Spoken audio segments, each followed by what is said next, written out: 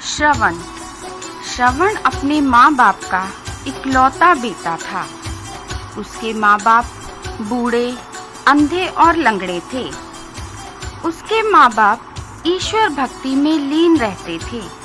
श्रवण अपने माँ बाप के साथ एक झोपड़ी में रहता था। वह उनके साथ खुश रहता था और दिन रात उनकी सेवा करता था। वह अपने माता पिता का एक आज्ञाकारी बेटा था। एक रात जब श्रवण अपनी नींद से उठा तो उसने अपने माँ बाप को आपस में बात करते हुए सुना। उसकी माता उसके पिताजी से कह रही थी कि वह तीर्थ यात्रा पर जाना चाहती है, लेकिन देखने और सुनने में असमर्थ होने के कारण उनका ये सपना कभी पूरा नहीं होगा। उसके पिता ने कहा, हम तीर्थ यात्रा पर कैसे जा सकते हैं? हम दोनों ही अंधे और लंगड़े हैं। ये कहकर दोनों उदास हो गए। श्रवण की माता ने कहा, चिंतित होने की कोई बात नहीं। अगर हम तीर्थ यात्रा पर नहीं जा सकते तो इसके पीछे भी ईश्वर की कोई इच्छा होगी। भगवान ने हमें इतना आज्ञाकारी और सेवा भाव वाला बेटा दिया है।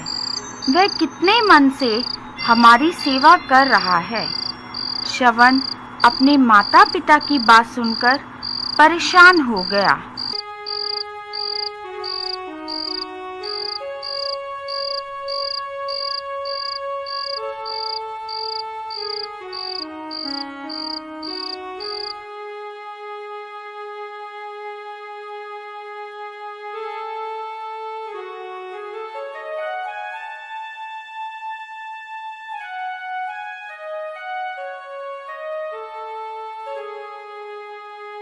उसने अपने मन में निश्चय किया कि वह अपने माता पिता को तीर्थ यात्रा पर अवश्य लेकर जाएगा।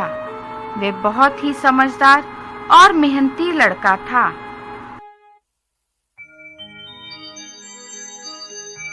उसे एक उपाय सूझा।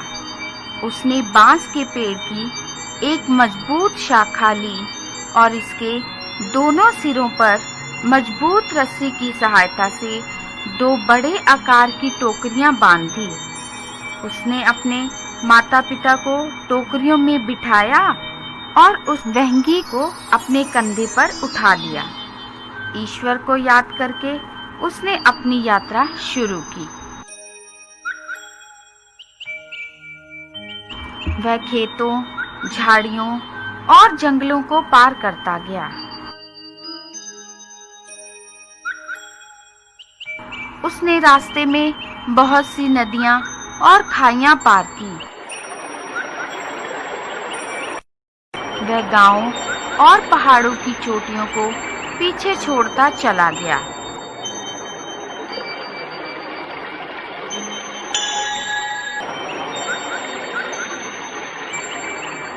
उसने पवित्र नदियों गंगा और यमुना को पार किया। उसने भिन्न भिन्न देवी देवताओं के मंदिरों में दर्शन किए।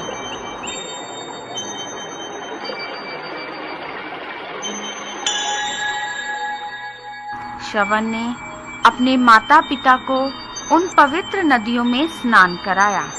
वह उनको स्नान कराने के बाद पोंछता और तैयार करता। वह उनको कई मंदिरों में लेकर गया। उसके लिए उसके माता पिता साक्षात भगवान थे। उसके माता पिता उसके सेवा भाव से बहुत खुश थे। श्रवण भी बहुत उत्साहित होता जब भी वह अपने माता पिता के चेहरों पर खुशी देखता। हर मंदिर में जाने के बाद श्रवण के माता पिता आराम करते। श्रवण उनकी वहंगी को किसी साफ सुथरी जगह पर पेड़ों की छाया के नीचे रख देता। आराम करने के बाद श्रवण तुरंत अपनी वहंगी उठाता और पूरे उत्साह और सेवा भाव से अपनी यात्रा पर चल पड़ता। यात्रा से वापस लौटते समय श्रवण ने फिर से गांवों, नदियों तालाबों, झाड़ियों, जंगलों, चोटियों और पहाड़ों को पार किया। देवी देवताओं के मंदिरों में माथे टेके। उसके माता-पिता बहुत खुश थे। वे भगवान का धन्यवाद कर रहे थे जिसने उन्हें इतना आज्ञाकारी और सेवाभावी बेटा दिया। उसके माता-पिता ही क्या, रास्ते में मिलने वाले सब लोग उसकी तारीफ कर रहे थे। सब लोगों ने उसके माता-पिता को खुशकिस्मत ठहराया जिनको भगवान ने ऐसा पुत्र आशीर्वाद के रूप में दिया है। सब लोग भगवान से यही प्रार्थना कर रहे थे कि भगवान उन्हें भी श्रवण जैसा बेटा दे। तब ही नहीं बल्कि आज भी लोग श्रवण जैसे आज्ञाकारी और सेवाभावी बेटे को याद करते हैं और भगवान से ऐसे ही बेटे की चाह रखते हैं जो कि उनकी सेवा कर सके।